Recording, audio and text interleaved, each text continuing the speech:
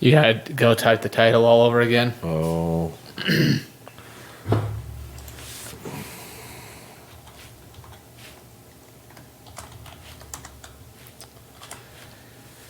Oh man, I just used all my brain power to put that up there, Almost maxed out my vernacular.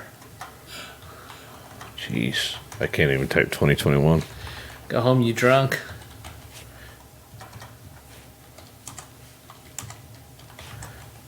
And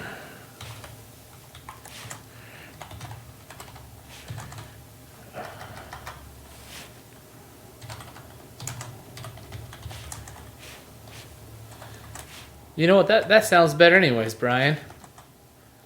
Sounds good? Yeah. Sounds way more professional than I wrote it. So happens you let a redneck have a keyboard. All right. We ready?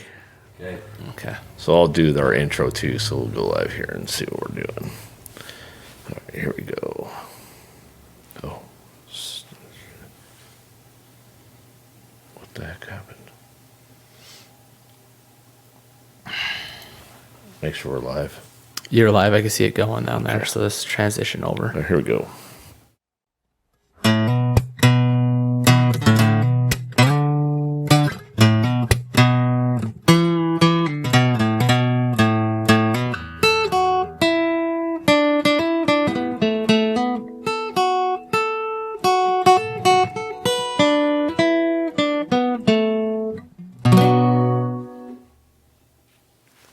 Okay, guys, welcome to another episode of Just Thought You Should Know. We are actually broadcasting from the Battlebone Bruckers studio. We gave him a little beer before he came in. We call it Studio B. So I'm here with Ron Stoker, Brian Burris, myself, Mike Reese. We're looking at what happened in 2021. Any good things? Any bad things? So let's start it off, guys. I mean, it was bad for me because I didn't even draw a tag. Yeah. So, You and me both. Yeah, it's, but on the good side, we haven't broadcast in a while because Alaska got in the way. Got to go on a real nice salmon fishing trip, coming on back, stopped off in Yellowstone, got to see some moose and all kinds of stuff. I saw a cow in the grocery store today. Yeah, well, Man, those cows are getting expensive in the grocery store, aren't they? I got to even see a lot of bison up there and stuff, which was actually kind of neat. Saw some sheep and stuff like that. Just wasn't able for me to get out and hunt. In fact, as this is going on right now, our club is actually out in Ely tonight, getting ready for the ice fishing tournament tomorrow out at Cummings. So let's take a look back at 2021. Guys, how was waterfowl season? Man, we had a heck of a waterfowl season. It started off good. Slow. Well, it started off slow. You can't hunt. But it started off, It's really hard to hunt when there's no birds. That's the problem. it started off slow in Overton. It was good in the southern half of the state, I think. Okay. And then it picked up and it kind of maintained its speed throughout the whole season. It died off a little bit at the end. But all in all, I think it was one of the best, especially for how little water we had throughout the United States. Well, and that was the problem. It wasn't a Nevada issue. It was a nationwide issue. So the drought's been extremely bad this year. California's had some of the worst water conditions they've had in a long time. The Pacific Flyway especially. So up in the boreal forest where your normal ducks are coming from, they had really bad production. South Dakota, the production for mallards was zero. So we knew it was going to be a tough season coming in. I think what happened is with the late push, and it still hasn't really got cold up north. I mean, not like it should. So we never pushed some of the birds that we normally push in. Normally we're pretty heavy in pintails or mallards right about now. We did get some snow this year, though. We did. Up in the midsection, which was... We got to go much higher. We're talking Montana, Canada. Yeah, but so we normally we'll push the pintails in and then kind of push them out, and the mallards will come really late season. And we didn't really see the pintails this year, so we're still in canvasback season, and we're pretty much at the end. We're done. We're officially done as of last Sunday was the last day. So, but yeah, it started really slow. It picked up in the end, but I don't think it won't be a banner year for anybody. So. Well, and right here in Las Vegas, I mean, we had 242 days last year, no rain at all. So that was tough out of the get-go. But rumor has it you guys got media passes and went into the SHOT Show, and you guys, Ron's over here already starting to smile. You guys got to go in, and I heard some of the questions they asked you guys is, you guys hunt ducks here? I mean, this is a desert, really? Yeah, we were pretty lucky. So getting to go to SHOT Show with our good friend Rydell from Field to Grill. I got to go to range day, so I got to go play with all the cool toys that they have at range day. And it started right off with Rydell knows everybody in the world, I think. Doesn't he, though? So he's like, yeah, that guy was Army Ranger Hall of Fame and all this other stuff. And so then we get to SHOT Show, and it was kind of a cool experience especially for our first time. So the first question we got asked, and it was by everybody, and even the Ducks Unlimited guy, one of their head guys, he's like, "There's ducks in Nevada. There's ducks in the desert, right?" But we talked to guys from Kicks Chokes and Heavy Shot, and it was the same answer universally. So we were able to, one of our missions about Battleborn Duckers is to educate, right? And so we were able to educate a lot of people. And so now those same companies that have never had a presence in the state of Nevada are considering trying to find distributors in Nevada to bring that stuff in. Rite, so we were, with some connections we had with New Frontier Armory and some other things, we were able to get Rite a Nevada distributor, so we'll be able to have a really good waterfowl shotgun available in Nevada for the first time. It's really awesome. And then, with our youth initiative, we brought that out, and just the overwhelming support that was for that program and the amount of people that were like, that's an amazing idea. And we actually had a guy from New Mexico be like, hey, here's what I want you to do. I want you to bring the kids to New Mexico. It's over-the-counter bear. I'll give them a place to stay. And when we're done with that hunt, I have High Fence, because he sells jerky. Okay. He has buffalo and elk and some other stuff. He goes, I got to give them all their medicine and stuff, and we tranquilize them to do it. And so we put a stock on them and tranquilize them. He goes, I think it would be a good experience for the kids to get in and do that, to tranquilize them just like they would do a normal hunt, but then have to watch them recover and make sure that they can breathe and all that other stuff at the same point. So we get the conservation stuff. So it was really a great experience, and we got to see some really cool new products, and we did some filming with Rydell, so we'll have some footage of that stuff out. Something I found across the board that was very interesting is, as we went to these different vendors, I mean, we talked to people from Georgia, Alabama, down the south, to Turkey, New Mexico, Washington, and we talked a lot about hunting and fishing rights, and what they have and what they don't have. Okay. We talked a bit about our battles here we had in Southern Nevada and how we're working hard to protect what we have. Right. And it was kind of a coalition that we formed with these other hunters, and everybody's fighting the same battles. And we talked to some states like Washington where they've lost a lot of the battles, and it's now kind of a war of regression. What's the next fight we're going to lose? And so that was kind of a sobering thing to talk to all these gun vendors, these hunting guides, these shotgun guys, and it's the same story across the board. Our rights are under attack. It is. Well, we got to talk quite a bit about conservation becomes a big topic, because we all can only hunt certain things, and it's not because they're necessarily outlawed. When it comes in the duck world, we're not going to get. If a wood duck comes into Nevada, it's one of the most prized ducks. That's front page news. That's one of the most prized. Yeah. And there was actually a pair of harlequins, or a pair of mandarins in the lakes that I saw pictures of that were sitting on one of the ponds in the lakes. And I told my wife, we may have to go there about midnight and see if I can get some wall hangers. But so that's such a rarity. If you go back into Georgia with the Kicks boys, we were talking to them. Ron had the pleasure of taking one of the boys hunting. And so we're talking with those boys, and they said, all we can ever harvest is wood ducks. We don't have anything else. There's nothing else to get. And so it just shows you the importance of conservation and wildlife management. So if we let one species take over, that's all you're going to see. And we talk about it, you look at Cummins, and so the pike get into Cummins, and so the pike got really big for a minute, and now everything's small because they decimated all those trout. They decimated all the trout, but then the striper, the big striper, or not striper, that's another. The pike, the big pike were eating the little pike, and then all of a sudden now we have medium-sized pike, but that's all we have because none of the pike can eat the other pike. Yeah. And so it's these management things that we're losing species because of poor management. And the adage, you're eating yourself out of house and home. Yes. I mean, that's really, that's a true example here in Nevada of what really did happen. people think, oh, that's just a wives' tale. It's like, no, it truly happened. They ate everything out of the lake except for themselves, and they all became the same size. It wasn't. And we're on the same. We kind of have two examples, really good examples of really poor wildlife management in the state of Nevada. And Cummins was artificially introduced. It was nothing that Endow did, right? That was some bucket biology. Lake Mead was one of the best bass fisheries in the United States. Held the first bass tournament in the United States, first national bass tournament in the United States, and now the fishery is striper.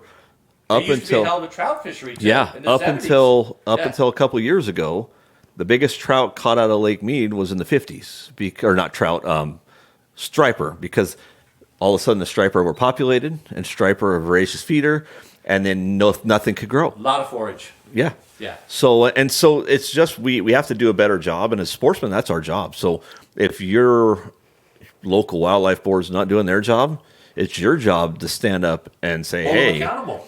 you need to do your job. And it's also our job as sportsmen to say, hey, we need to put some limits on ourselves. We need to say, hey, we're seeing a decimation of the deer population. We need to take a step back and figure out how we make that right. It's exactly what happened back in 1937 when the Pittman-Robertson Act went in. We self-imposed a tax on ourselves because the sportsmen got together and said, we got to do the right thing. The market hunters back then and stuff devastated a lot of populations. I mean, take Ohio, for example. In the 19th century, there was 43 years in a row that Ohio never had a deer hunt. It wasn't until 1943 that they started doing it. And then from the 40s to the 80s, at least twice in each decade, they had no deer hunting. Now, moving fast forward to 2020s, they're in the hundreds of thousands of harvest. Yeah, the near and dear to my heart, the canvasback. They used to go out there on the Great Lakes with punt guns and just decimate flocks and flocks and flocks for commercial use. Yeah. And now us as hunters got together and we said, hey, no more commercial use of these ducks. Yeah. Well, and imagine if you took as a hunter, right, and you made, and I don't know that it's necessarily a bad idea, but if you as a hunter went into the wildlife commission or the wildlife division or whatever you have in your state and said, right, you know what, we have a decline in the mule deer population. It's a long-term decline. Things aren't getting any better. Here's my proposal. Let's take every other year off. Imagine the hunters that would be mad at you and everything else, but sometimes you're going to get to that point, and if we don't do something that's sounds a little bit drastic and is obviously not much fun, but if we don't do something, we're going to lose the ability to do any of it.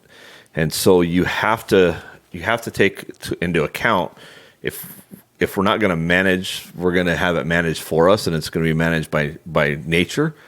And when there's no deer left to hunt, you're not bringing them back ever. So Hey, we got old Howard Howard on here. He says Mike's not close enough to his microphone. Oh, I got a loud enough voice, probably too loud. Yeah. On that. So hopefully that's a little bit better. There we go. That's much better. And stuff. So let's get back on with the canvasbacks, because the rumor is that the guys in Georgia don't ever get to hunt canvasbacks, and you took somebody out. Tell us about that We trip. had a heck of a hunt. I talked to this guy in Georgia, a young kid from Kicks High Flyer, like 25 years old. He shot wood ducks. He shot mallards. He had never shot a canvasback, never seen a canvasback. And Wow. we went up into southern Nevada, and we got him out on a hunt. And man, I mean, he saw a canvasback, and we got a limit. And I said the most frustrating thing about these canvasback out here is, by the end of the day, you're going to have your 2 canvasback limit, and they're going to land in your decoys. And he did That's not horrible. He did not believe me. He's like, no, that's not gonna happen. And he had Southern Draw. No, that's not gonna happen. And I was like, okay, man. And so another thing they don't get in Georgia, they don't get to see the birds work. And so these birds were working out from about 300 to 400 yards and coming in right to our decoys, and you'd be able to see them the whole way. Yeah. In the Nevada skyline, which is beautiful. And the last duck, it came all the way from one side of the pond to the other, and I said, here it comes, and it came in straight into the decoys and feed up, and and he dropped his and a boy canvasback's called a bull. I don't know if you Okay. knew that. Yeah. So he dropped his bull canvas back, and man, he was super happy. And then we went out and got his canvas back, and then we spent the rest of the day watching him land in the decoys. So, Well, and that's it was awesome. and that's the thing about hunting different areas, right? So Georgia, a lot of Texas, Louisiana, they don't open water hunt. So that's what we have here. We have bulrushes, we have ponds, we have some lakes that we can, but it's all open water hunting. Yeah. They're doing all flooded timber. So they come down out of the trees and it's like, boom. They're Oh on yeah, top you're of you. seeing them come through the leaves, and But you don't have, like here, you can watch them come from half mile away and watch them fully work those decoys. That's You what tell them caused what it. happened to this closing morning. What happened to those birds? What did they do from half a mile away? How many did you see? Oh, you saw a ton of them, but none There of was them like wanted to come over 100, to us. 200, and they just got up there in the air, and their big old canvas back flapping, and they just went and landed in the middle of the Yeah, lake. they're like, get you guys. And, We watched them the whole time. It was awesome. yeah, and that's Man. but that's the thing is, and even we talking to the executives from Ducks Unlimited, we stopped by there and just to say hi, and Sure. and they have actually a really good podcast too. It's a really informative one done by a doctor, but we were talking to them, and Not Dr. Duck, just a regular doctor. yeah, they're like a real doctor, like a PhD doctor, and we were talking to them, and by the time we were done, they're like, "You guys have canvasbacks out here?" I'm like, "Yeah, this time of year, we actually have quite a few." And he said, "I'd like to bring some guys out from Ducks Unlimited next year and do a hunt with you guys, and get out and get these guys on some canvasbacks." See, things are accomplished by showing up. Yes, and we talk about hunters. You show up at a meeting. You'd be amazed at what can get accomplished if you just show up. You'd be amazed at what gets accomplished if you don't show up. Oh, yeah, and it's not, Yeah, it's and not, it's not good. yeah, it's not the positive that you want it to be. So, Yeah. and that's one of the things with Ron and I is Ron and I show up consistently, and so We didn't. Yeah. We didn't until like this last year. That's something that changed in 2021 for us. well, we showed up. We Well, just tell them weren't why we started showing up, Brian. we weren't What happened? showing up at the politically active stuff. We were showing up for the hard work, right? So we Yeah. were showing up for the conservation stuff. But there was a big push in Nevada, and a group of people that I won't name. There is. Yeah, there is. There is still a big push, but there's this big push by some people that are uneducated in wildlife management to rid the world of predator hunts. And Yeah. a big one was coyote calling contests. And so we had a big fight on our hands. And Ron and I run the Nevada Trappers page as well. Okay. So it was for us, it was big to get that community out. And so we brought quite a bit of support when they brought that to the table. This fight started in 2020, right, Mike? That's when they brought this issue, and it was It started in a lot of states. Yeah. It actually showed up in Nevada. Let's go backwards a little bit. 2 years ago let's take New Mexico. Okay, you guys talked about the guys in New Mexico. New Mexico lost the right to hold a coyote calling contest, and it is a calling. You can't shoot what doesn't come in. Okay, so they lost that. Everybody goes, that's not a big deal. Whatever. I don't even Guess coyote what? call. It's not a big deal. Yeah. Guess what they lost this last year? Trapping. By a score of 35, a vote of 35 to 34, you no longer get to trap in the state of New Mexico. Well, and then Oregon's Well, trying. no, I'm sure their government can still trap. They're going to have to because they're going to have to manage the populations. But So just the public can't trap anymore. John Q. Public cannot. Only the government can. Yeah. Oh, that's fair. and I we're- like when the government has rights I don't. yeah, exactly. That makes me super Well, pumped. that's Yeah. pretty much all their rights. There's something that you can't do. So yes, the coyote did make its way in because Nevada is the hub. If they can get Nevada, they feel they can take on any other state. We are the Wild Wild West. I mean, we're willing to fight. And it showed. There was a lot of input put in by non-consumptive user, but I think what a lot of people saw was it didn't come from inside the state of Nevada. It came from California. It came from all across the country because those are national organizations that put the word out, and they got people who will call in, email in, write in, whatever. But the amount of non-consumptive users that fight politically in the state of Nevada is very small. But they have backup from the other states. They will physically drive into Nevada, show up at Nevada political things. Or call in. So our sportsmen stood strong. It was a close one. As you know, it was a 5-4 vote. But calling contest, predator hunting is still allowed in Nevada. Let's clarify that. They were not trying to outlaw hunting predators.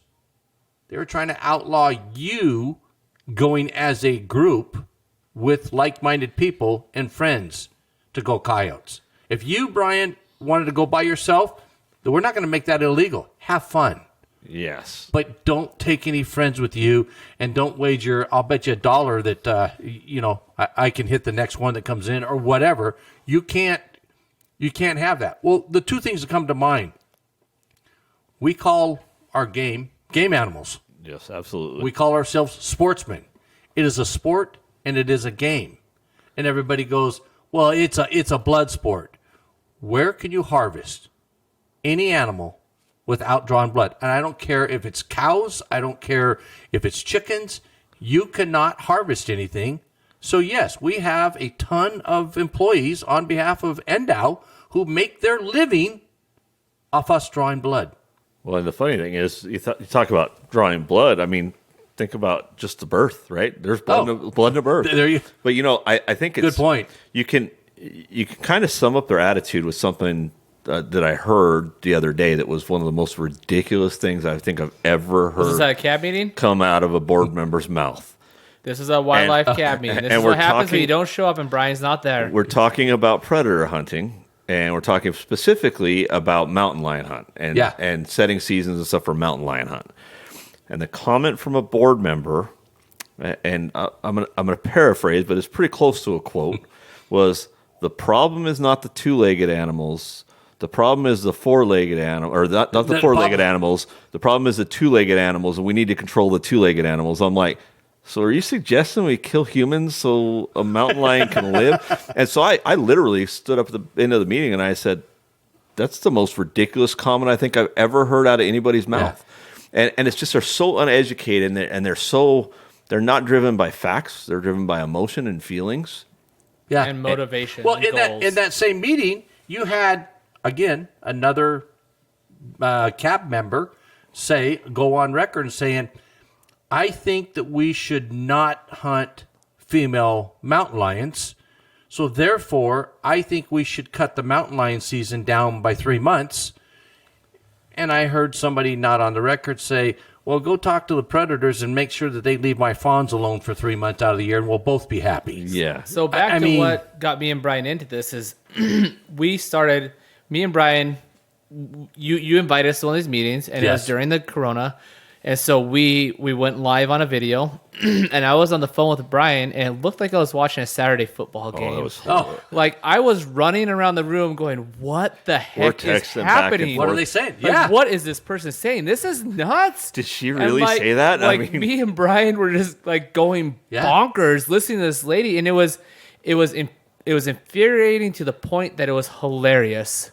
Yeah. Like it looked like a comedy show, and I guarantee you, if any of you guys that are hunters or love hunting, love wildlife, love conservation, show up to one of these meetings, it will set you on fire. Yeah. Who is showing up?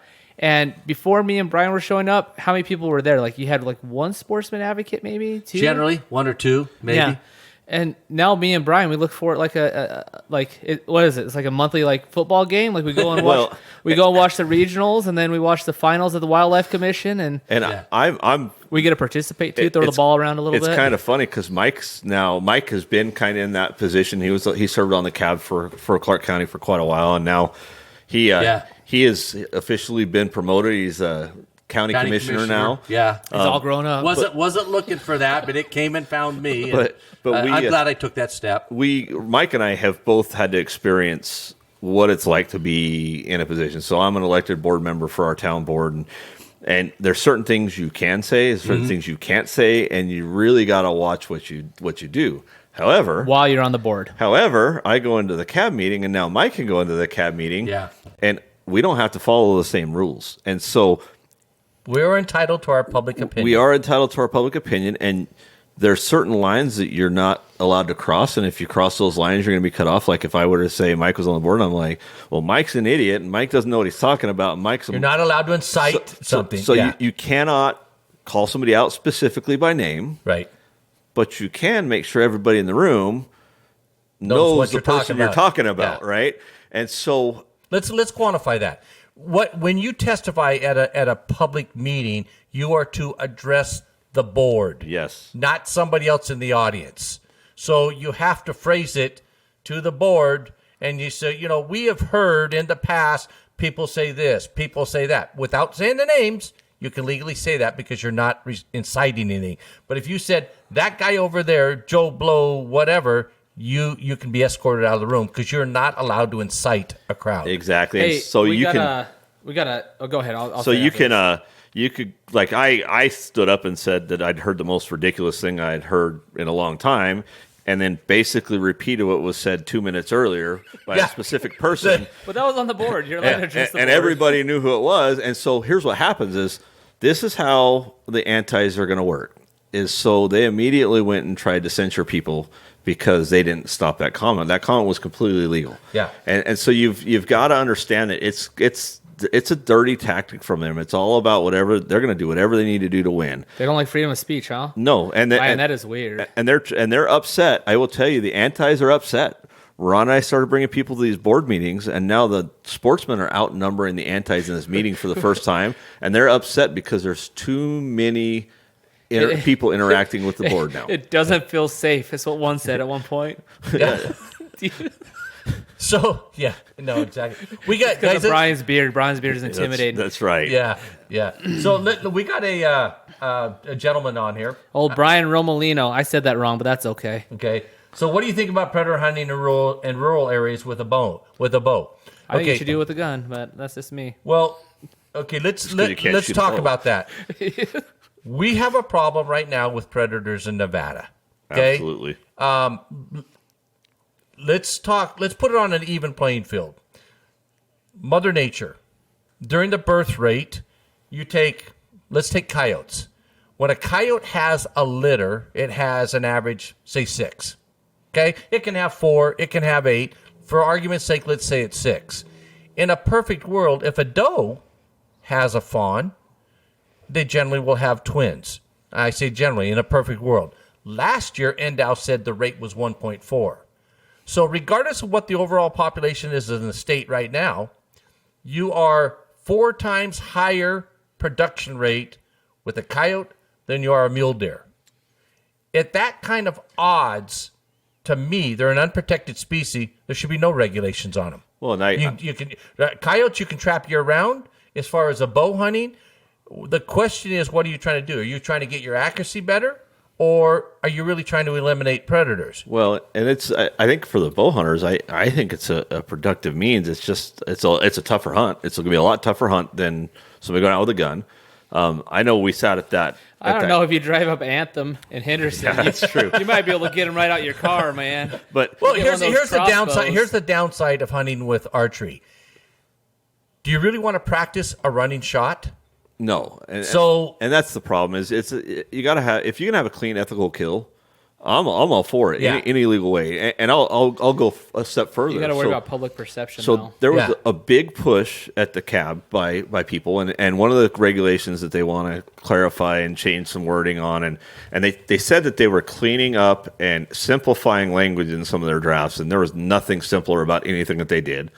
But one of the things that I got was, so you can't trap and take a mountain lion. So you're supposed to let it go, and then you can't hunt that mountain. They want you to not be able to hunt that mountain lion for a certain period of time. 24 hours. 24 hours. And that was never defined. Just to give you some history, that was never defined until recently. Yeah, and I don't think it should be defined now, to be honest with you. So the goal is, so we're talking a predator. And Okay. we're talking about a managed predator. If I have a tag for that managed predator, how I take that animal, as long as it's legal and ethical, and that's, I mean, if I get it with a trap and I put it out of its misery, and I make myself safer, because I don't know if you've ever seen a pissed off cat, Yeah. but imagine a 200-pound pissed off cat that you're trying to get out of a trap. People are afraid to get their dogs out of traps. Right. And so if we dispatch that animal, and I use one of my tags to dispatch that animal, what's the difference? We have never come close to hitting our quota of mountain lions in the state of Nevada. It comes Never. down to fair Never. chase. So Is there that's gonna been be an argument for a long time. But it's just you fair chase on a bobcat. You catch a bobcat in a trap, you can kill it. Yeah, I think there's a higher quantity of bobcats than mountain lions. But it doesn't matter. There's a tag there to control the species. Hunting is not, tags are not based on what we'd like. We just make them up willy-nilly. The tags are based on proper management techniques. And so if I put out 200 tags, whether I trapped that mountain lion and you mean if you put out 200 traps? 200 tags. So if I have 200 mountain lion tags, right? Oh, because okay. that my management plan says best practices gotcha. is 200 mountain lions. Okay. So if I take 200 of them with a rifle, or I take 100 of them with a rifle, 50 of them with a bow, and 50 of them in a trap, the management is still the same. That's true. And so from you look at it from a pure management, wildlife management standpoint, we have an overabundance. Here's one of the problems we had. Trappers that are trapping and targeting coyotes and bobcats couldn't trap coyotes and bobcats because they were catching more mountain lions than they were coyotes and bobcats. And they don't want to, the mountain lions destroy their traps. Yeah. Trappers do not want to even deal with mountain lions. But if they had a tag and they could dispatch it, that solves some of that problem. And you're still, it's that management piece, right? Yeah. And so you're doing a couple things there. You're doing your management. That trapper is also removing a predator that's become a nuisance to them. And in southern Nevada and Clark County, we're not having to have Fish and Game come out and euthanize a mountain lion in the middle of the neighborhood. Center of town. Yeah. Yeah. Government has rights, we don't. I love that. Okay, so let's talk about that. Here's some of the downside. So as a trapper, you're going out to check your trap line. Okay. By coincidentally, you might have some lion hunters because you got some fresh snow or something out. So they come and they cut a mountain lion track. Okay. But they don't know on the other backside of that mountain, you're going to check your trap. And oh my God, I got a mountain lion in there. So you and your buddy or whoever, you guys get it out and you get it out. It turns around and runs off. It's been out of that trap 15 minutes. These guys over here with hound dogs catch the scent and they go tree that and they harvest it. They can be cited because that mountain lion was within a trap within 24 hours. It's absolutely ridiculous because they how have would no you know idea. that? Yeah, Exactly. And so we're creating regulations to make it to where it's difficult for people to do anything legally. And so we saw the same thing that they were trying to do with the coyote calling contest because it started out with, we're only talking about coyotes. Then it turned into going to vote on it. Coyotes and all fur-bearing mammals, and then because our argument was it says game, Yeah. and you look up game in the state of Nevada, Yes. what the definition of it is. So it was illegal for me to have a fishing derby at that point. Yeah. And so there's unintended consequences, and the end owl for us seems to be pushing the anti-agenda more than they're pushing management at this point. Well, in my opinion, I think they forgot who brought them to the dance.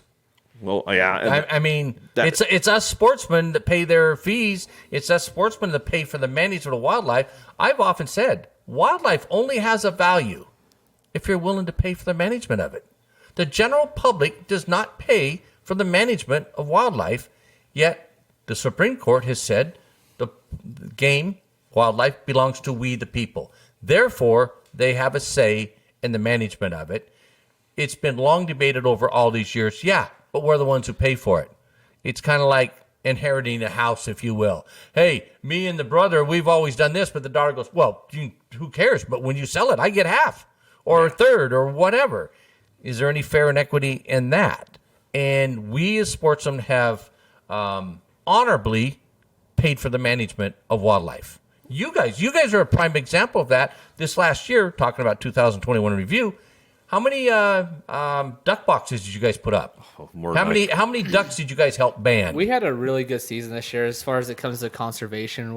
Not to change the subject. No, we want to get back to that. But it's important. Yeah, so hold on, I was telling you about our season, man. Yeah. You gonna let me brag? No, you brag. You tell them what we did. No, you're okay. I'm gonna tell you. what we did. You guys did a ton of stuff. We did a ton of stuff.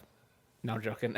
You did. We did some good work with the WIN group, the Wildlife and Habitat Improvement Nevada group.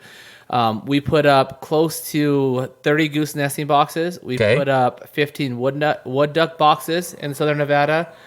We banded probably over 1,000 waterfowl. The word is you guys banded the majority of the ducks in the state that got banded. Well, In we Southern and Nevada. you helped in Southern Nevada. You guys helped with that. You guys helped with the feed. You guys helped with some of the legwork of some of that stuff. It But wouldn't with the have corona happened if being we didn't on, do it. yeah, it was hard for the general public to get in to help with that. But you guys actually did it and came up and pushed along. It's not too of a labor intensive thing. It costs a lot of the goose nest boxes, the wood duck boxes, the deer drinkers we built, the guzzlers we helped. Like that's labor intensive. The banding of ducks this costs a lot of money and a lot of supplies, but it was something that me and Brian specifically love waterfowl, and so we Yeah. made a huge push towards it, and we made it happen in Southern Nevada. Last time I think it happened in Southern Nevada, other than on a federal federal wildlife refuge, was in the early '90s. Well, Yeah. and that's the thing is, so we are responsible for anything that got banded basically south of Pahranagat. And actually, Andrew up in Heiko, we're helping him out with some stuff, and we did a big project that we cleared a couple acres worth of hardstem bulrush. Yeah. We had like 5 or 6 projects. We did some cereal grain seeding and some other things for the habitat part of it. But I think we wouldn't be able to. We certainly wouldn't be able to do what we do as far as the conservation stuff without a couple groups of people. And one of those groups of people is we have some WMA managers that are starting to be Yeah. very involved, and they get a lot of lip service. I'm going to come help you, and then nobody shows up. Well, Ron and I show up. Yeah, you do. Then we make A lot we of make 'em what work. can I do to help you? Now, no, where do you want me? The other one is, we all have banquets. All these different groups have banquets. Well, it's the sportsmen that give us the ability to do our job. We're on Yep. a 2-year break from banquets because of COVID. Yeah. We're about broke. And we're about out of money. And so we have a banquet coming up. Yeah, drop that plug, Brian. We have a banquet coming up for Win in March, but March 12th, man, it's going to be a rager. to be fair, and I'll tell you, Gold Coast. I'll tell you, Ron and I are making a very big effort to have at least 50 guns at that banquet. Oh, man. So Mainly raffles. Wait, say that again. at least 50 guns is our goal. We're trying to see if we can stretch it to 60. But that's where the funding comes from, that we can go do these projects. And Yeah. I will tell you, Ron and I do a lot of driving for these projects, and so do our volunteers and the great group of guys that we have, the John Scalens and the Doug Addingtons and Nick Gullies and Glenn Yeah. something. they do a ton of, and unfortunately Ron and I's kids, they're by proxy, they get stuck doing all the work too, because Ron and I are doing it. But without those guys coming out, and every one of those guys is driving sometimes 2 hours, 3 hours each way on their own gas money, spending their own time on a Saturday when it's 100 degrees out. Yeah. Tanner Bingham's doing it too. To do that, and Preston's just been Preston awesome Acuff. too. Yeah. yeah, and whoever else we missed, I'm sorry, but there is just a plethora of guys. Mike Jordan, Steve Jundy. Yeah. I Steve mean, Jundy, yeah. yes. And before, I will tell you, 2 years ago, all of it was the two people sitting right here. Well, And our you kids. guys' podcast has sure helped. Yes, You've raised a absolutely. ton of awareness, between a couple of groups getting together and getting the word out. Back to the banquet thing again. If you can't afford the banquet, like if you could afford the banquet and you could afford to drop some money our way, it goes a huge amount of, it goes a long distance with our group. Yeah. We don't charge, like we don't get reimbursed for the gas. We don't get reimbursed for our time. All that money goes to supplies and materials, and donuts. And there's Well, one, okay. Let's not be bashful about it. You guys get credit for money for time spent. You get a dollar amount that goes into Endow's budget. Again, Yes. it goes back to Endow. Yeah. Yes. But if you have deep pockets, come out and drop some cash at Yeah. our banquet, man. It's going to be a good time. Or if you don't want to go to the banquet, we'll take donations, and the more, I could guarantee you this is what I could guarantee you. The more money we have, the more money we will spend.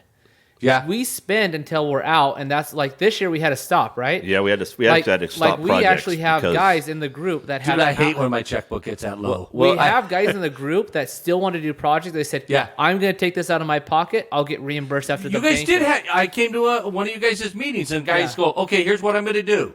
I'm just going to ask the club. I will fund it myself, but after the banquet, will you reimburse me?" Yeah. And they're like, "Yeah." I mean, there's guys willing to go into Hawk And to we're get not, that stuff not done. Yeah. bad mouthing any national organizations, but one of the great things about Wildlife Habitat Improvement Nevada is we're not a national organization. No. So I can tell you there is one person that gets paid in our organization. They're not even an organization, and that's our accountant to do our taxes. Yeah. Everybody else, Well, that's Those to keep us, accountants, man. they got to keep us legal. I love him. yeah. And we wouldn't be able to survive without them, right? So, Yeah.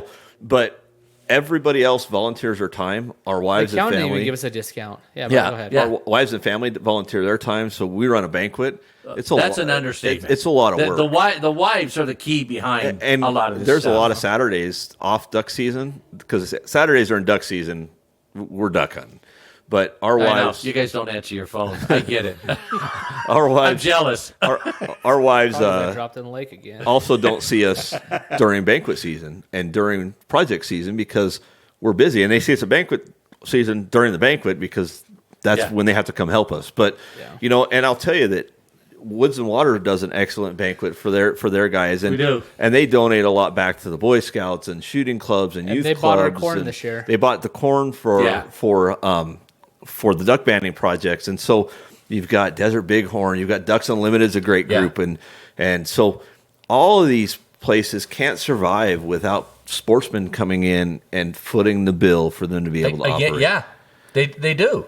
And now, if you can't afford the banquet, like, we'll take your help on the projects. Like, you could jump in, you could share gas. The projects are fun. There's a lot of camaraderie out there, a lot of, like, inappropriate things said. It is a good The time inappropriate with the things are boys. because of Ron mostly, but Typically, it's me. I got no filter. But also, if you can't reach in your pockets and you can't come swing a hammer, we could use the management in the group and the experience. We could use guys coming to the meetings saying, "Hey, when I was this young, this is how we did it." Yeah. And like this running the group. Like, if you just show up to the meetings, like the guy that's kind of my idol in the group is Mike Guest. This guy can barely walk. He's not supposed to drive at night, and he comes at night. And he is how old? I don't even know how old he is. I don't know, He's but- old, and He goes on a monthly check on some guzzlers and stuff. He is there every single time, and he just puts in his input, and we expect nothing else of him. And he is one of my heroes in wildlife. well, we've got guys that they'll show. We show up when everybody kind of gets in one place at one time, but they'll show up in their truck. They'll get out of the truck, set a lawn chair down, and that's what they do for the day. We need people to take pictures because that's a big part of record it. what happened. Absolutely. And so every person that shows up on these projects, we don't get paid. Endow gets paid through the Pittman Robertson Act, so we can bill that money back, and we can bill their mileage too. So while nobody gets reimbursed mileage of their time, Endow gets funds They go back because of for every that. person that Yeah. shows up. So it's extremely important, and I think Our Key Pittman project, I estimated we made about $10,000 in man hours. so. Really? We With put in how- a ton with- of man hours with on the that. hours we had up there, with the guys spent, like, it was close to 10,000. Wow. And the other thing is you get when you show up to those projects, you get a lot of times the preserve managers are there, the WMA managers are there, and so you get to interact with those guys. And You get some information out of those guys. Yes. I mean, it's If you're swinging a hammer next to a guy, he starts running his lips, and he's going to tell you some secrets that you're not going to hear if you call him. Well, there's a lot of truth to that. And that's the thing is, I always said if you want to know the hot spots where Ron goes and hunts, get on a project and he'll say something at one point or another. He'll give you all our spots. I So- can't be quiet for that long. Exactly. Well, speaking of that, guys, we've Sorry. got let's see, we got a couple other listeners in here on Jason Wasden. I know that he applied to get on the cab. Jason Wilson is also a member of WIN. Is he? Okay, Yeah. great.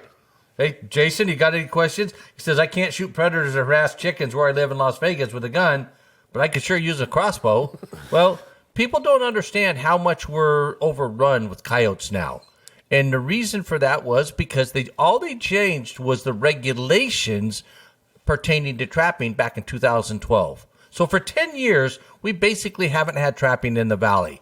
Look how long it took for the coyotes to move in. Not long And they're enough. not moving out. I do a lot of real estate in the valley, and I'll tell you, if there's a golf course on the edge of town, Anthem, Sun City, Yeah. I almost guarantee I'm gonna, or Lake Las Vegas, I'm almost guaranteed that we're gonna see a coyote every single time I go out there to do something. Hey, Kenson Lee's watching. Tina Savini. Tina, I haven't met you yet, but I see you comment on a lot of that stuff. You're a little up north from us and stuff. Thanks for tuning in. Hey, we got I mean- Howard here. I really like his comment. He says, Endow forgot about the Sportsman's a long time ago. That seems like an average sentiment, too. That's That's unfortunate. kind of a A lot of common what you're thinking about, common yeah. sentiment nowadays versus 10 or 20 years ago. But it's politics now. It's not wildlife management. It's politics, and you got guys that are appointed by a governor that are beholden to a governor, and so if they make that governor mad, they don't have a job the next day. And I think we need to get away from that, and we have to get away from the politics, and we have to get back into wildlife management. And we're not. So NDOW's one job, and it's in statute, their one job is to manage by science. Yeah. How do you manage by science if you don't even do studies to study? They're trying to quantify that and say social science is part of science. Yeah, it's not. Yes, I got their Okay, social so science. I'll leave it at that. But with that, the government is beholden to the people, and so if us as sportsmen stop being so quiet, because If you want to get something done, start calling the governor. Send him emails. And I've talked about this several times. A sportsman likes to hide in camo and be quiet, and those are two. Or you're going to be left in the truck. Yeah, How the hell are you a sportsman then? yeah, Let's look at the numbers, buddy. Anyways, but that's two things that don't go along good with influencing policy and politics. You have to be opposite. Like, don't hide in the truck and be as loud as possible, and we'll get things done. Get to the point. You got to perfect your 15-second elevator speech. Yeah. Where'd the deer go? What happened? You guys are in charge of the deer? There aren't any. Now you're wanting to put the solution on the backs of our kids. Well, You want to get into that subject? It's funny because we talk about the sportsman being kind of quiet and behind the scenes, and that's part of what we are as sportsmen a lot of times. But I heard something really kind of profound today. So I'm a little bit loud, and I'm not afraid. I'm not afraid to rattle. What did you say? Yeah. I'm not afraid to rattle cages. So if I go to a meeting, I'm going to speak my mind. If you don't like it, too bad, right? Yeah. And so Brian gets letters written after the meeting to tell him to be quiet. yeah, and so Marilyn Kirkpatrick, our county commissioner, and I got it. We used to butt heads, and now we work very well together. We support each other. You guys do. We get a lot of stuff done. Yeah. I will tell you You're both getting heard now. Yes, and the conversation I had today with somebody that was the best thing that could have happened to you in Maryland, because people work better as a team when they fought with somebody, because they know they're not going to put up with any crap. So you can't push them, and they're not just going to back down. And so now you've set boundaries. And so as a sportsman, we need to get in there and set the boundaries and let them know we're not going to back down, and we're going to keep coming. And you know what? If you vote this way this time, we're going to bring tenfold the next time. And so you've got to have that. They have to respect our power. And right now, what we have in leadership is not respecting the power of the sportsman one bit. I was thinking the other day, I was talking to Brian, I was like, listen, if I'm sitting in the dark in the duck blind and I see some doofus walk up with a flashlight, man, I get super rowdy. And I start hollering, and I'm like, hey, listen, I was here before you. You got to go down this way or this way. Just get away from me. I beat you. I won. But us as sportsmen, like, why are we not doing this with our rights? Pretty soon I'm not going to be able to holler at a guy in a duck blind, because that's going to be gone. Well, and if we don't start hollering now, it's going to be gone. So here's, as I've been in this arena for a while, here's the one thing that I've learned.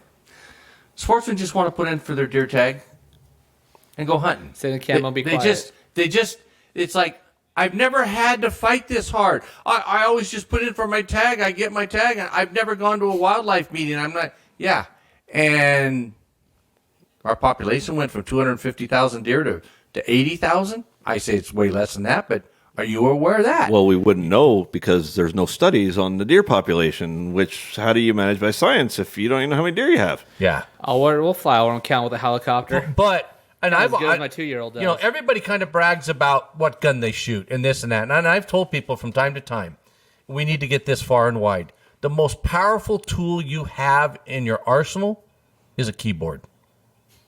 Oh, I thought it was my mouth. Well, a little bit both. I'm pretty loud. The keyboard gets you an entry into your big game tags, and a keyboard will get your comments into wildlife meetings. And I'll add a caveat to that. I mean, writing a letter or an email is very powerful. But the other thing, I think what's more powerful is than writing letters and being a voice and emails is relationships. Call your commissioner up. It's relationships. It's build a relationship to where every time you call your commissioner, it isn't, you're an idiot, you're not doing your job. It's hey, maybe we talk about this time, and hey, we appreciate you doing this. Yeah. Now help me here. And so one of the things the coalition does is they lobby, right? And so you're building those relationships up front. So then when it's time for you to call them on the carpet, the relationship's already there. It is. And what I see a lot of times with sportsmen, we get super passionate when something's getting ready to go away. When you get ready to take something away, and so it turns into a screaming match. And they come out of the woodworks. And what happens is, from being an elected official, and I'm sure you've seen it and you felt the same way. Eventually, I just shut down and quit listening to everybody, because it's the same garbage. You're gonna scream at me and tell me I'm an idiot if I vote for this, and it's not how we handle it. You have to go up there with some facts and try to make a unique argument, right? So maybe Ron's argument was, that there's not enough deer, and maybe and the predators are getting all the deer. Maybe my argument's, well, the predators are moving into the city, and we need to protect our kids. So there's some truth to that. You have multifacets that you can go at, but a lot of times what I see, you get into these meetings and people that haven't ever been in the meeting before, the guy before him said something and they go say the same exact thing, and then the next guy goes says the same exact thing. And so you got to make impact, and we all rush to speak first in those meetings. Your best tool is to be the last voice heard in the room. If you're the last voice heard in the room, you're going to be the most memorable voice in the room. So start giving away our secrets, man. What, are you going to start giving the X's away next, or what?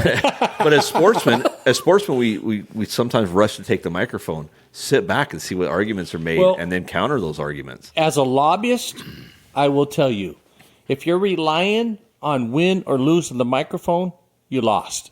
Absolutely. You lost. They've already made You're the not decision. going to make your point in 3 minutes.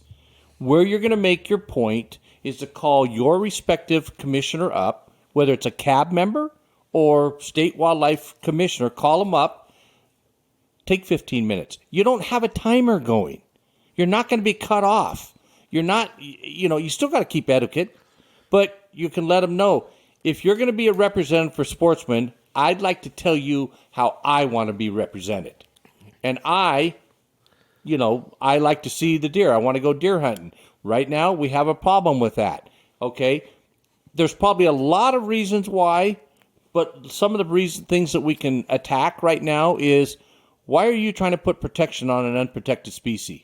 Why is a calling contest even an issue? Well, it's not like they're about to be extinct. So here's a it's like problem. The whole forest is burning down. They're like, what about this rock? Well, and here's the problem. So every county in Nevada has a citizen advisory board to manage wildlife, right? So the ability they have the ability, but we only have about 14 active ones. So Clark County has their own CAB. Largest CAB in the state. That CAB is appointed by the county commissioners in Clark County. Correct. That CAB's one sole job is to help advise on policy for wildlife management. And regulation, yes. So here's my problem. I had a county commissioner, Mr. Naft, that took over Miss June Kiliani's spot with the anti-hunter lovers. And they decided amongst themselves, without ever consulting their CAB, what was best for wildlife management in the state of Nevada. And then you're referring to the resolution they sent to PennDOT that they want. You're right. The Clark County commissioners sent a resolution that said, statewide, we want you guys as NDOW to outlaw coyote calling contests in the state. Not in our county. By the way, their county has the most amount of coyotes in it. Okay? But they wanted to tell the rest of the state how they should manage their wildlife. And the funny thing is, their CAB, as never as that came consulted. up, well, they weren't consulted, but as soon as it came before the CAB said absolutely not. Yeah, it was a unanimous vote.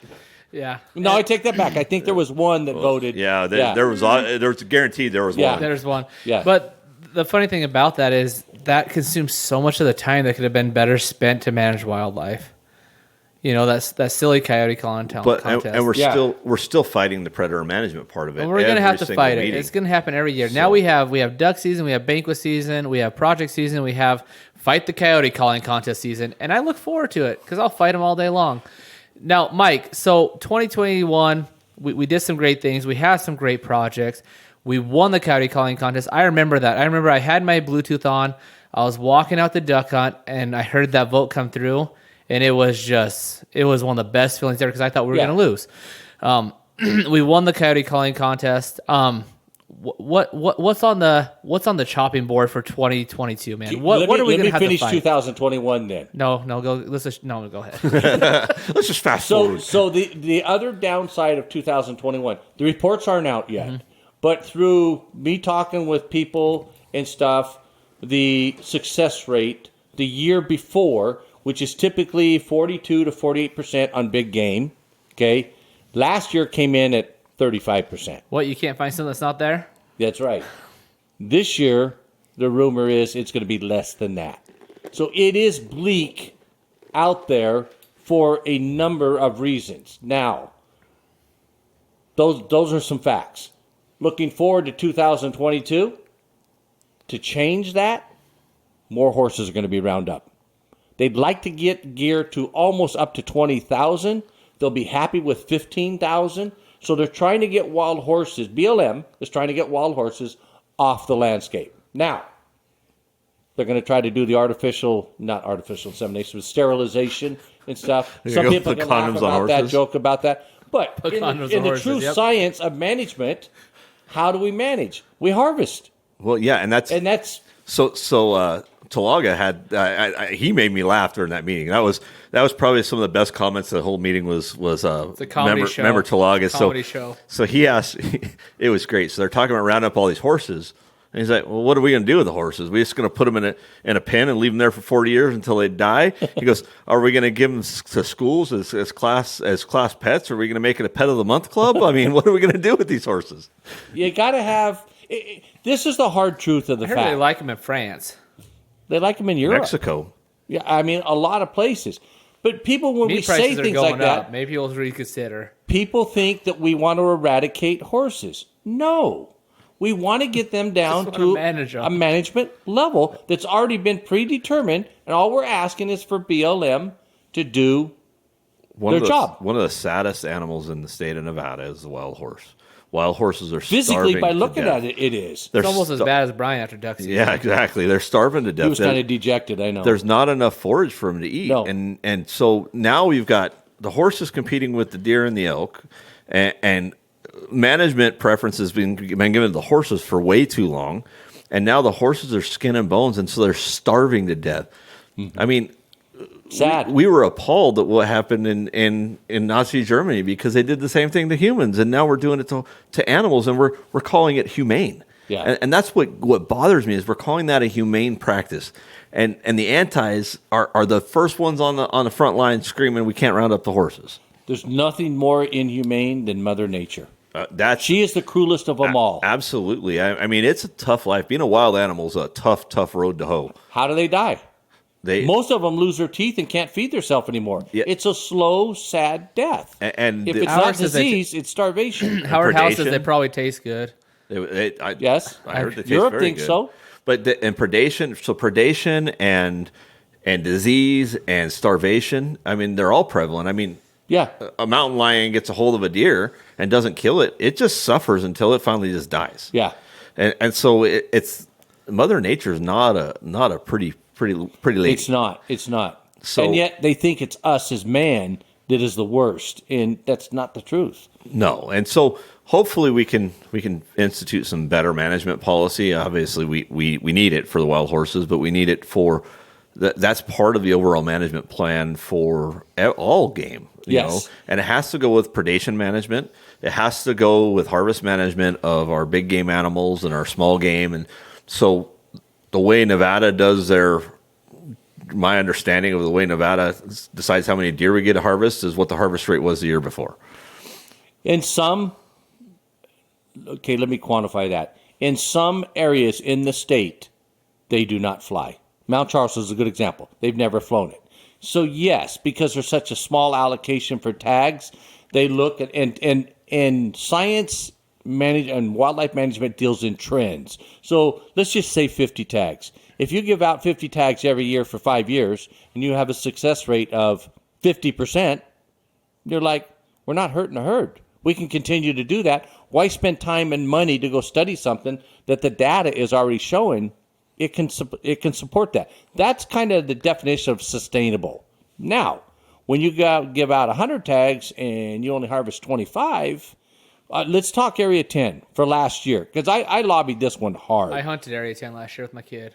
Did you? Okay, so Ask him if you harvested Area 10. Though. Ask me if my kid could find a our doe. largest deer herd in the state, the overall success rate for Area 10 was 19%.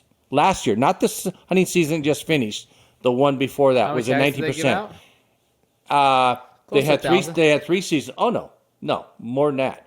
You probably 30. I wish I had my figures with me. I'm going to go out on a limb and say about 3,200 because I'm thinking 1,500. That was just in Area 10, though. That's just in Area 10. It was like 15 for the front first part of the season, 15 for the middle, and I don't know, 750 From a for the business end or standpoint, something. man, that's a great return. And they had surplus tags too in that area for youth. For youth, but so my personal testimony was when they went to set the season for this hunting season just asked, I said, okay, if you have a 20% or 19% success rate, that tells you one of two things. Either people didn't go out and go hunt, couldn't hit anything, or that just wasn't there to be taken. So don't know. So the thought behind that was, hey, you didn't take out all of these deer that we said that you could take out, so we have a surplus of deer. Let's put it on for the next year. So what did they do for this year? They raised the tags by almost 500 tags. Not at one season, 250, and stuff. And that's the hard part is so when we're managing and not managing by either flying an area and trying to do actual counts to the best we can, when we're managing by harvest rate, here's the problem with harvest rate. There's so much that can go into that. So this year, I would almost have expected the harvest rate almost everywhere to go down because I had there were a lot of first-time hunters that had never hunted before that decided I've been locked up all year. I need to get out. I'm gonna become a hunter this year. You had a lot of brand new first time gun owners. I think it's going to go down mean- just in general. I mean, I hunted for 2 weeks straight in 111, and I'm not the best hunter, but I'm not inexperienced. But 2 weeks straight, Mike, and the only opportunity we got, we harvested. There you go. And that was on the That's one of the last questions week. on the questionnaire is, could you have harvested if you want to? In other words, are you waiting for a bigger one or what? So we want to know, what was your reason for being unsuccessful? Well, I chose not to harvest. I Mike, could have, but I didn't. Yeah. I But when you did said- a complete survey of the whole area of 111. We went through 112. We went through 111. We went through 113. Every single mountain. Like, we hunted, and Brian's been with me. We hunted so hard that it was silly. And we had one chance, and he got it, luckily. But that being said, it was the worst I've ever seen that area. Well, Yeah. it was unbelievably dry this year, and it was hot. So it stayed It was. hotter than normal.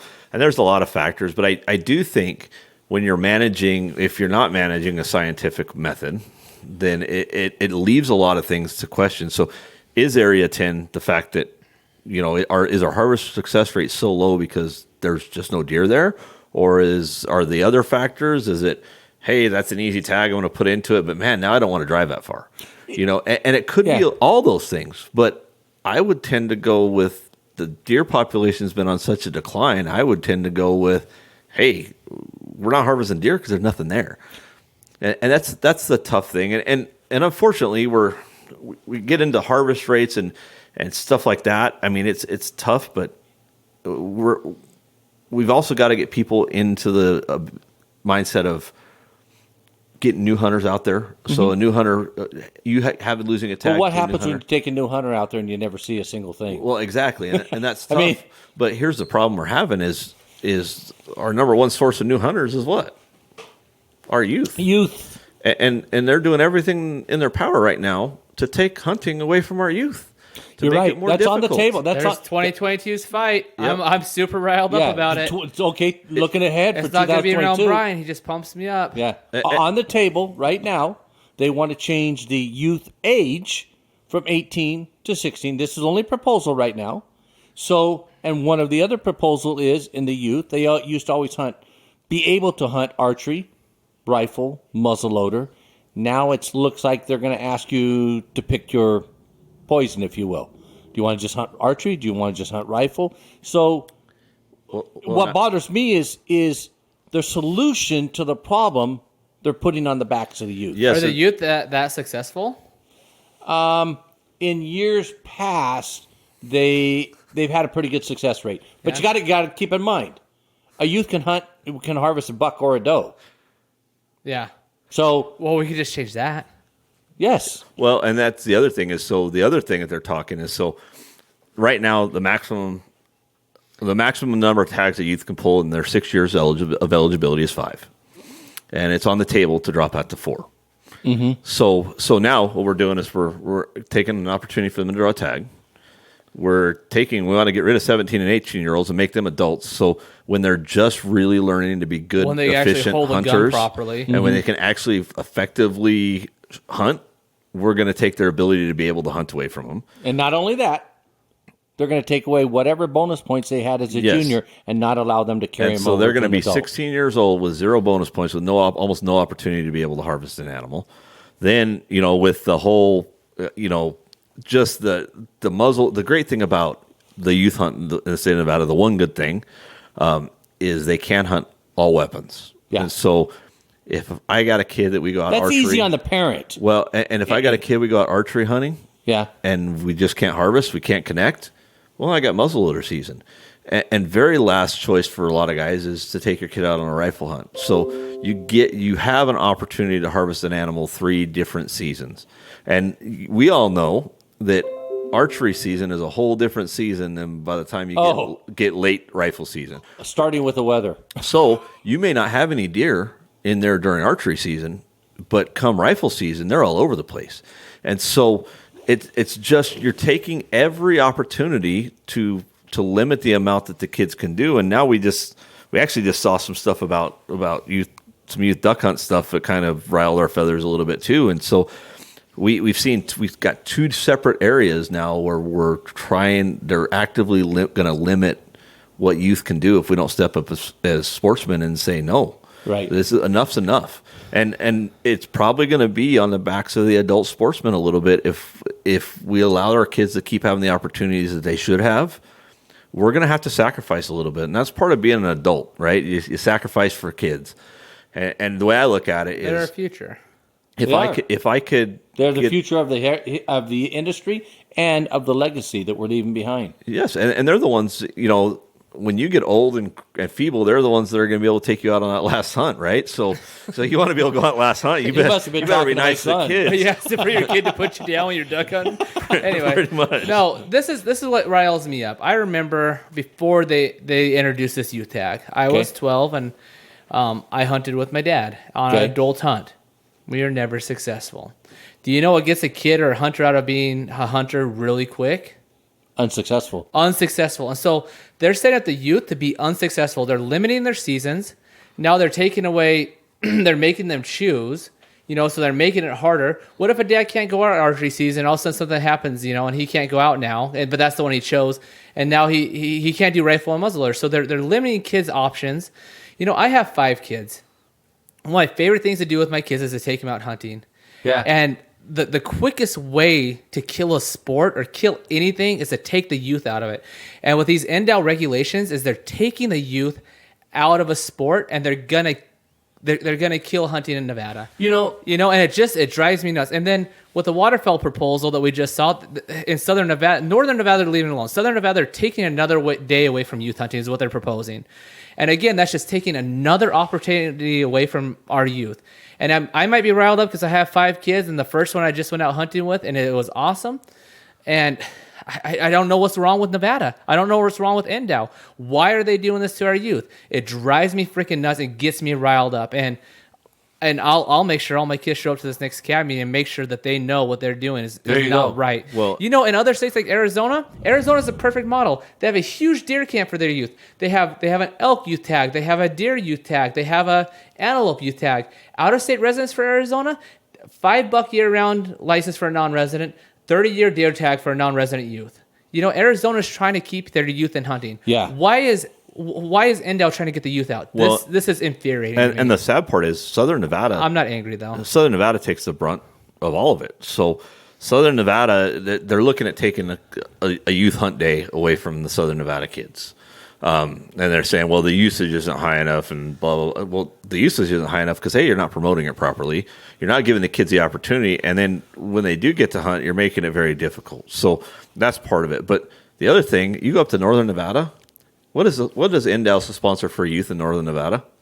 A couple of things. They do A giant sportsman's expo for those kids. What do the kids down south get? Ortiz, yeah. Oh, during free fishing day, we might put on a clinic. June 11th, yeah. So, okay, not to change the subject, but I want to give you, this is going to be new to you guys. You guys just went to the SHOT Show. The SHOT Show is owned and put on by NSSF, National Shooting Sports Foundation. What happened, don't quote me because I lose track of time, 15 plus years ago, back in early 2000s, the manufacturers got together with NSSF or vice versa, and they said, hey, not as many people are shooting now. It's not growing the way it would. What are we going to do? NSSF created the SCT program, Scholastic Clay Target Program. Okay? It jumped the revenue from the gun manufacturers, the shell manufacturers, 35% overnight. Now you saw leagues and high schools popping up in the Midwest, Minnesota. You had hundreds of teams competing in there, and now you had kids from the ages of 12 to 18 starting to compete in that. NDOW doesn't look at those stats and say, it's already proven, guys. If you will get the youth involved, it will help your bottom line. Well, but if you start cutting down on that, that's the same as pushing this cash register door shut. Exactly. And unfortunately in Southern Nevada with the Clark County School District, because Cody, I coach 4-H shooting sports, and so Cody wanted to start a trap team for his high school, and he was told absolutely not. And so it was a point to where we had to make a decision. Why was he told no? Because we already had him here. Because guns aren't allowed on campus, and there are a couple schools. A high school trap. Shadow Ridge and Arborview had that. We've had kids in the program actually earn. Moapa's too inner city, Mike. Yeah, it's way too inner city for that. Yeah, you guys kind of overgrown there and stuff. It depends on your principals, and it depends on administration, and it depends on your deputy superintendents or whatever they call associate superintendents in that area. And so legally, they cannot tell them no, because legally, if you propose a club as a child in a school, they have to support that club, and they have to provide you with. California, Truckee has high school teams that shoot. And we should. In California. We should in Nevada, and that's one of the reasons Ron and I want this Win Youth Sportsman's program to thrive, is because we need to get these kids that wouldn't traditionally have the opportunity to experience what being a sportsman is. Well, you guys I'm not telling you anything you don't already know. There are more single parents today trying to raise kids that not come from a two-parent family, and you guys are being the surrogates in there helping, and your motto, I'm going to put it out there again, take one, teach one. You guys live by that. So I want to go on the air and thank you guys for doing that, because you guys are the nucleus for our youth down here now. Well, and I think Ron and I don't do it. We've never done any of it for accolades. I know. And we do it because we really, truly believe it, and we have a passion for it. And I think that's why we've had the little bit of success we've had with our podcast, is because I will tell you, Ron. It's not because you guys can shoot a lot of ducks. No, definitely not. but you see Ron in the grocery store, it's going to be the same Ron that's on air here. You see me in the grocery store. We were at SHOT Show. This is a great story. But you're not the same person at a cab meeting. Well, no, I get a little aggressive at a cab meeting. But I'll tell you. I get aggressive at the grocery store, too. You try to take my Red Bull. If you put it in front of me and there was somebody was doing something that wasn't right, then I would be that way in the grocery store if I had to step up and be that way. It's just, it's my nature. But it's funny. I that people being mean to cashiers before. Ron we were at the SHOT Show, and our friends at Arms Corps Rock Island Armory, they're so phenomenal great to us. Guys. They give us guns for our youth hunts every single time they donate a shotgun. In fact, this next weekend, the 12th, is the youth hunt out in Overton, and Sean's giving us another shotgun this year, and we'll have a bunch of other prizes and duck call contests and everything like that. Mr. Fairborn. So we're sitting at Rock Island Armory, Arms Corps, at their booth, and Ron's talking to this guy. Well, he's Filipino. And so Ron served a mission in the Philippines. And so he starts talking to him, and I don't know what the heck he's saying. The guy's busting up. And he's laughing. He looks at me and he goes, "Do you know what he just said about you?" I'm like, "It's either I'm ugly or I'm gay. I don't know which, but one of the two." And the guy goes, "You're right." He said both. Yeah. But that's just the way, and it's the way we are. And I can't stand fake people. But if you're struggling and you come to a meeting and you don't want to get up and speak, come talk to Ron and I, and we'll get up and speak for you. Well, just get up and say, I support what that guy just said. Absolutely. I want to add on to that, and I'm in agreement with that guy. Thank you very much. Take 5 seconds. The best thing is if you're sitting next to us, we could collaborate and have good ideas and say different things. And if Brian doesn't get all his thoughts out, I know what his thoughts are, so I could talk about them. And, Absolutely. And we're not saying the same thing, but like you only have 3 minutes. But if you have 12 people there, that's 3 times 12. So Yeah. that's over 30. That's as far as I can add. People don't realize 3 minutes isn't very long. So they say an average of 1 word a minute. Yeah. So, or not 1 word a minute, 100 words a minute. For Ron, it's 1 word That's a minute. why I say you got to perfect your 15-second elevator speech. That's slower than Alabama talk, man. If you 1 word a minute. Hello. But so you have 300 name words total to get your point across and make it effective. So, if you're going to get up and speak, write it down, practice it a little bit, put it in 3 minutes, make it fit. Send Call that same him up. thing. Yeah. You can speak better than you can Speak write. 20 Call minutes. him up. You speak 20 minutes to him on the phone. Exactly. And that's part of it. If you see him, But be nice to them, please, when you call them on the phone. yeah, and be nice. So here's my pet peeve. Don't call up and be a total jerk to their staff. Don't call like they just Absolutely. walked into your duck blind before shooting. Their staff is just there because that's their job. The staff is there to take a tally. You're for or against. That's really all they need to know. They do not set the policy. Yeah. They do not make the decisions. To call and scream at their Be staff. courteous. Yeah, be courteous. It'll go a long ways. And I'll tell Yeah. you right now, I know one county commissioner in particular, if you treat her staff poorly, you will never get anything out of that commissioner because she takes value in her staff and she's staff's going to treat her family. staff well. Yeah. And so it's just things like that. You just gotta understand that.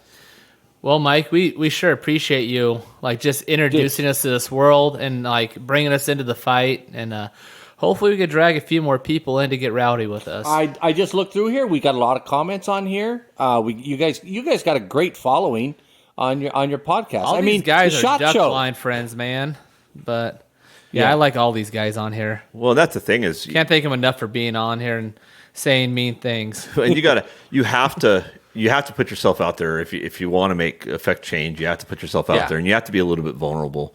And you're not going to always make friends. There's going to be sportsmen that don't like your idea, and that's okay. We don't all have to have the same idea. Right. But what I see a lot, and we need to change the culture of the sportsmen, is the archery hunters hate the rifle hunters, and the muzzleloader hunters hate them, and then the trappers hate this person. They're not. It is getting better. It's getting better because they're starting to understand how valuable things are, and it's starting to be taken away. Sportsman is a sportsman, and if we're going to get anything accomplished, we have to do it as a group, and so we have to bring it together. And the rifle guys need to get in with the archery guys, and the recurve guys need to get in with the compound bow guys, because they fight amongst each other. So we have And the to bait come together. casters and against the spinning rod guys. Yeah, we have to come the fly together. guys. The fishermen and the hunters have to come together. And if you're fighting for the hunter as a fisherman, then when it's your turn, they're going to come and fight for Absolutely. you as well. So we all just have to work together and get it done and come up. And when we had Mark Hutchinson on, Yeah. that we are the biggest voting block in the state of Nevada if we all came together as sportsmen. Let's talk about that for just 1 second, okay? For some of the people that are tuned in or listening to this, the stats for last year's big game hunt, just application-wise, 393,857 tags. Let's call it 394,000. Now, that doesn't mean that's how many people applied. That's how many applications. But like you guys, you probably put in for multiple tags, elk tag, sheep tag, antelope tag, 4.9. But the point is, after you take all that out, that doesn't include waterfowlers, you guys. That doesn't include trappers. That doesn't include fishermen. In this arena of outdoor recreation, we have well over 200,000 people that own a license, a tag of some sort. Everybody says a culinary union is the gorilla in the room. No, they're not. It's us as sportsmen. By far outnumber any other type of group or organization in the state. We are bigger than the police force. We are bigger than the teachers union. And We spend more too. we spend more, but you know what? We don't show up to meetings. We don't voice our concerns. We voice our disgust out in the parking lot or out while we're hunting with other people. And it's like, God, I'm getting tired of coming out here and this and that or whatever. You know what? Then speak your piece. You guys started doing it. Look how effective you guys have been. And we're just two. Yeah. We're just Exactly. two. Our voice as two has made a difference. Our voice, Yeah. our labor as two has made a difference in Southern Nevada. The more people we have speaking up and working, we could do big things. Huge. Really big Well, if you things. think about it, think about 200,000 people.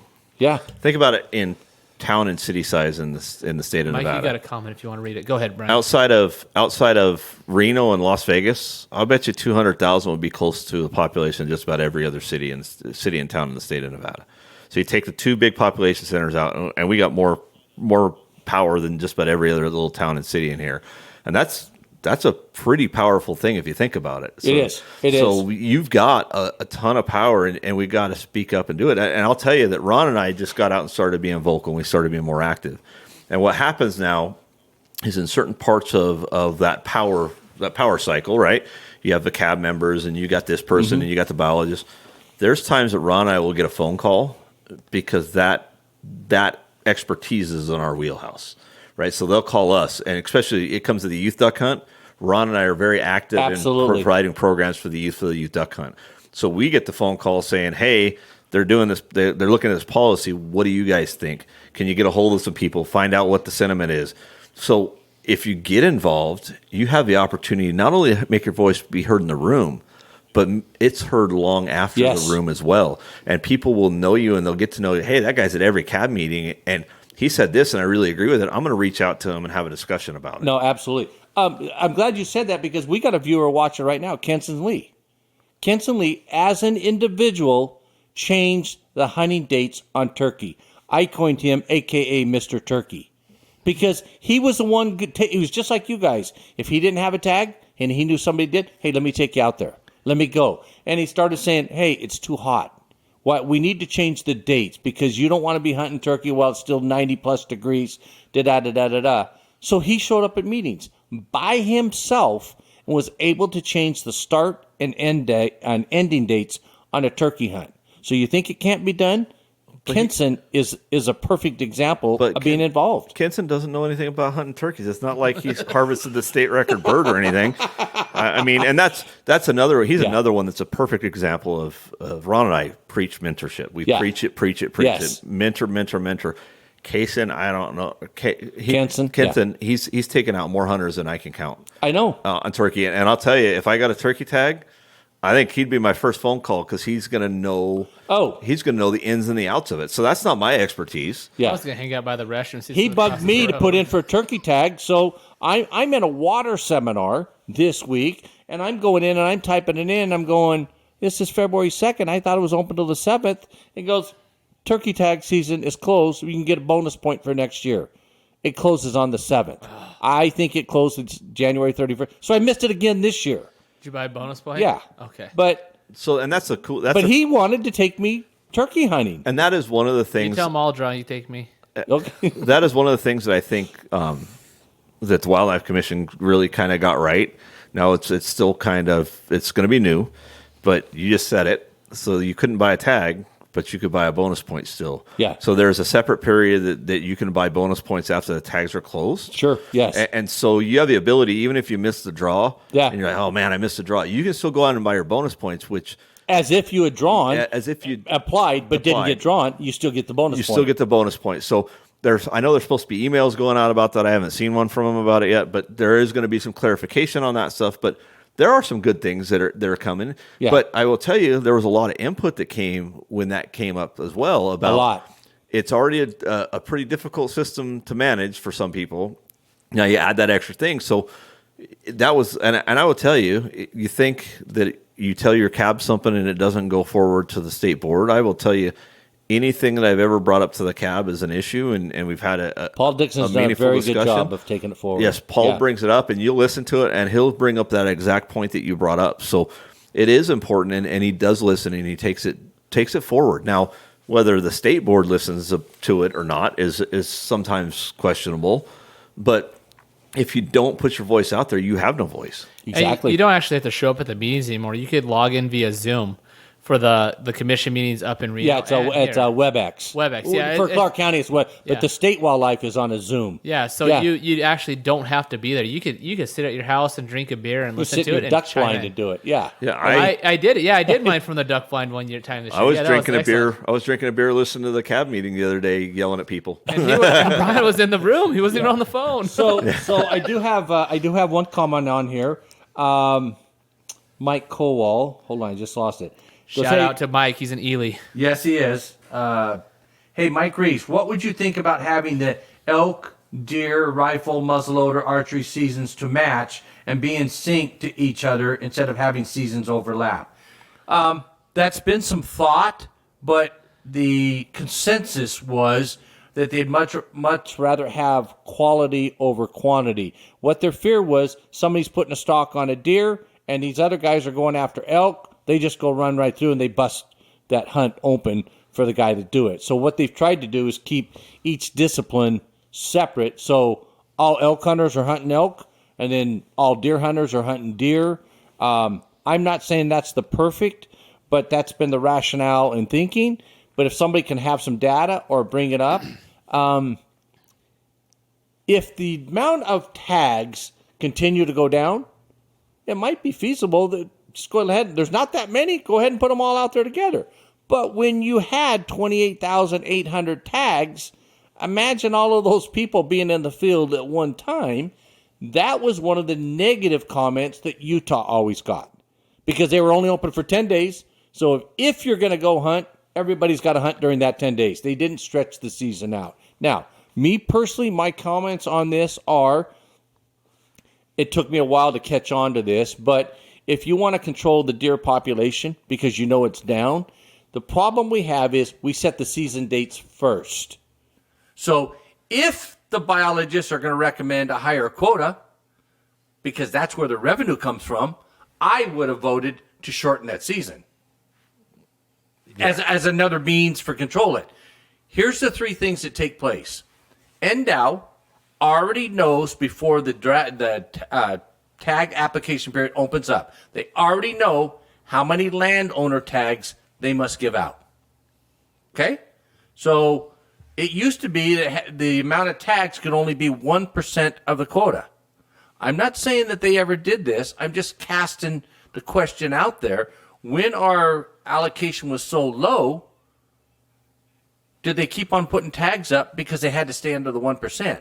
It got so close that they had to go to the legislature and ask for that to be increased. So don't quote me, but I want to say it was 3 years ago, maybe it was 4. It went from 1% of the total allocations to 2.5% now. Okay? So by law, they can give out 2.5% of the allocated tags to landowners if the landowners qualify for it. So as a contingency, the legislature asked them, what's your backup plan? Great. The way that they said that is, okay, here's what we're going to do. If we ever get right up next to the 2.5%, by the way, if it goes down to where there's only 40,000 deer in the state, that's feasible. So what they said is the first 50 deer that are in your field, everybody's going to get one tag for that.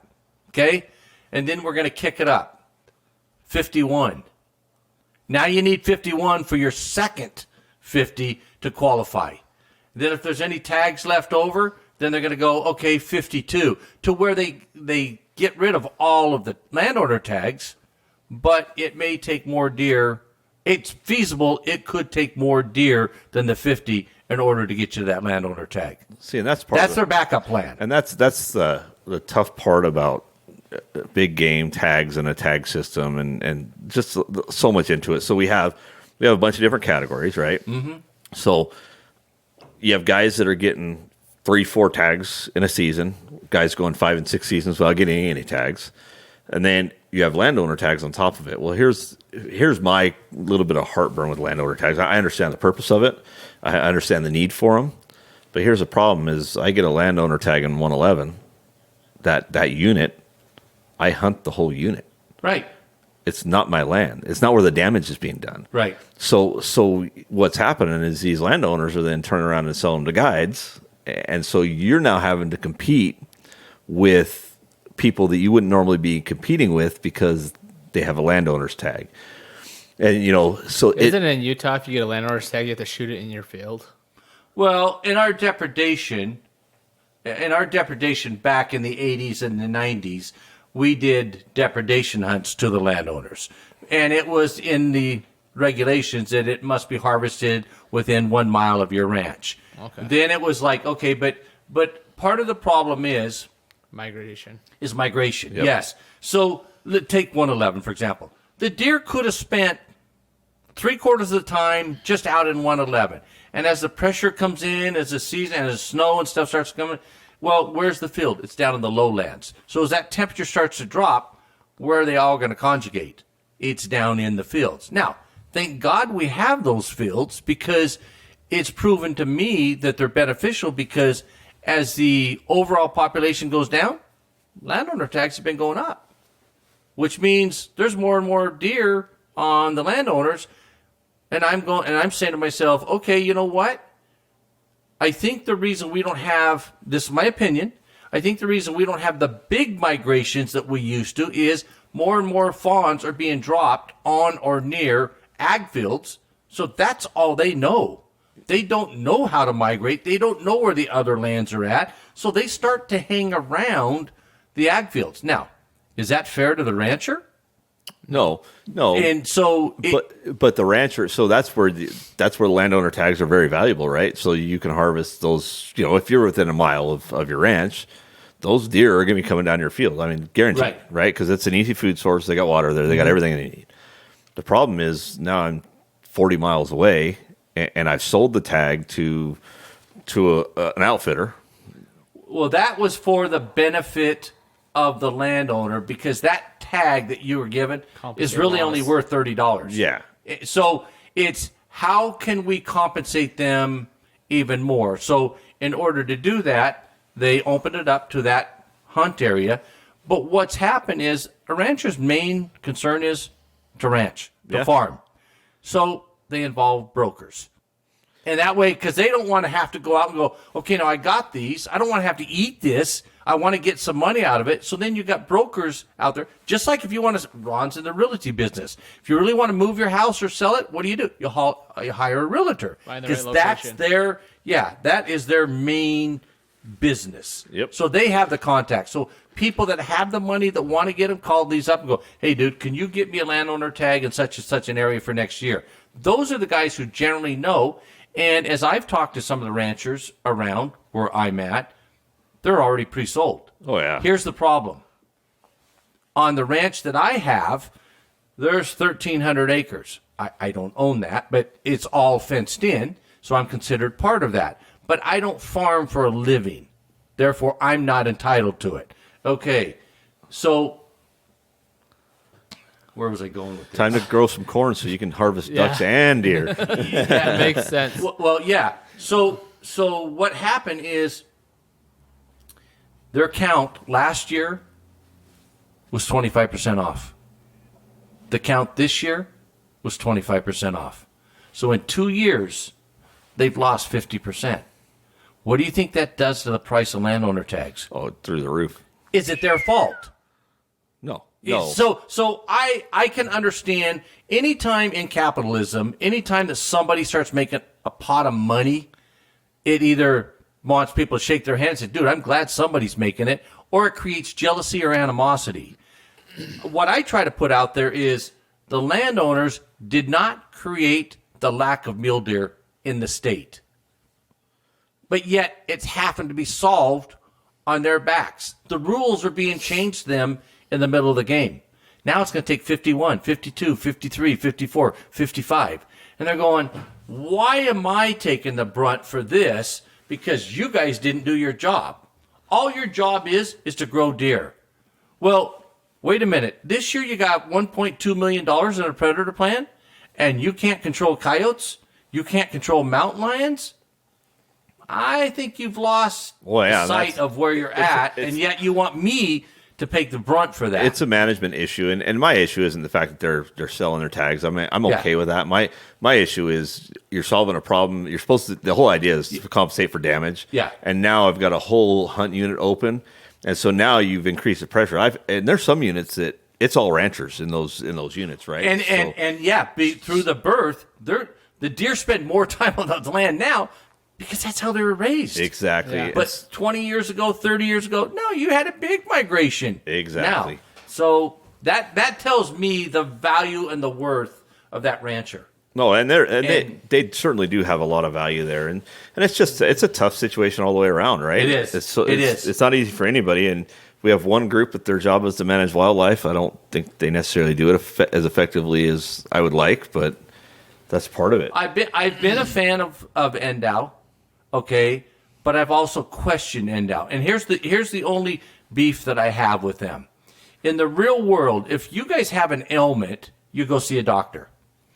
He'll give you what he thinks his analysis is. Brian, I think it's this. And you're like, nah, it doesn't sound right. I think I'm going to go get a second opinion. I'm going to go get a third opinion. Where do we go in the state to get a second opinion? Nowhere. We can't. No, NDOW's we gone. can't. We have to take the prescription that doctor said. It's like that old Moses movie, where he's like, "So let it be written, so let it be done." Yeah, that should be NDOW's motto. No, and that's the tough part is you lose a lot of the power. You lose a lot of the power to the government, and it's turned in, like I said, from a wildlife management organization to a political organization. And so as sportsmen, we have to step up and we have to be vocal about it. Otherwise, nothing's going to change. Put your camo in your closet, come to the meeting, and start being loud. Well, you can wear camo in the meeting. Dude, put on a tie. Well, you want to impress make somebody. Sure they can see people.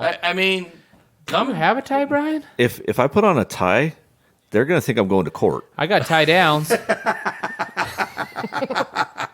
In reality, you are going to court. well, and that's part of it is obviously the more. If you come and you look somewhat professional, obviously you will get a little bit more weight. respect. And it's sad that is, but that's just the reality of it. And so, but man, we're getting pretty long, so I think we're. Okay. What happens when we have two long-winded guys in the room, man? Yeah, there's just a lot of passion in the room. That's all. Well, and that's how we get things done. And it is. We appreciate everything you've done, both on the conservation side and the administration side, and now with your new hat as a county commissioner. Yeah, congratulations again. Thank you. We look forward to seeing what you could do. I'm looking forward to that.